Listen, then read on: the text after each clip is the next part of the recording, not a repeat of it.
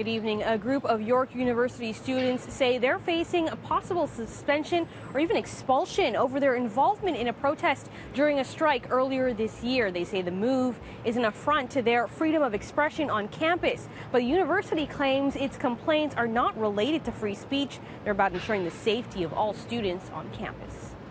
This is why we're frustrated.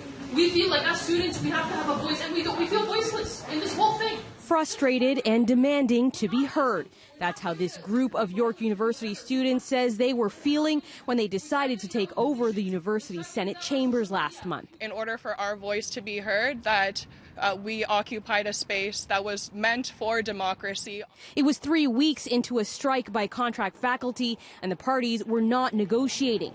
After the university Senate voted not to end all classes, forcing students to continue crossing picket lines daily, a number of students staged a sit-in. We tried getting that with petitions. We tried getting that by social media. We tried getting it by so many different ways. Nothing's happening. So you're forcing us into a position where we're this angry. We were totally within our rights. Everything that we were doing was just a complete expression of our views. We were just exercising our freedom of expression in that way, and everything we did was completely peaceful. But now, nearly 6 months after the event, and with school back in session, these 3 students were shocked to receive letters saying they were in violation of the school's code of conduct.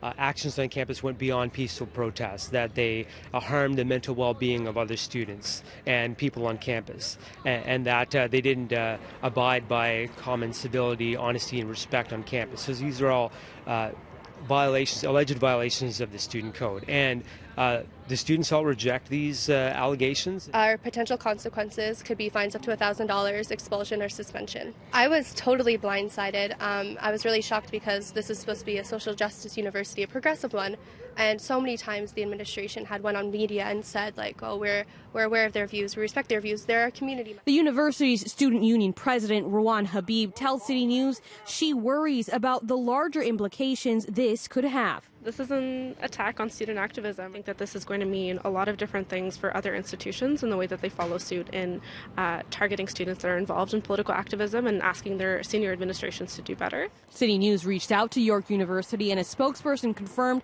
that complaints have been filed against a total of 8 students. In a statement, they write, in part, the university has not and will not seek retribution against any student or community member simply as a result of participation in the recent lawful strike. The student code clearly recognizes students' rights, including freedom of expression. The small number of students facing complaints are said to have engaged in a variety of behaviors that included targeted bullying, harassment, intimidation, physical confinement, breaches of health and safety, defacing of university property, and more. These students say those allegations amount to an extreme exaggeration of the events, and they say parts of the complaint they received lead them to believe they were targeted for a specific reason. At any given point in time, there were 100 people or thereabouts involved in this action. And these 3 students are being singled out. Why? Because they spoke to the media. Right? It feels like simply for coming and talking to the media about my grievances with the university that has hurt me as a student, I'm now being punished for it. And it feels absolutely ridiculous and kind of unbelievable, actually. We're told a tribunal will be scheduled in the coming weeks, and both sides will have a chance to present their evidence. The university tells us the process is a neutral one that does not allow any influence by university administration.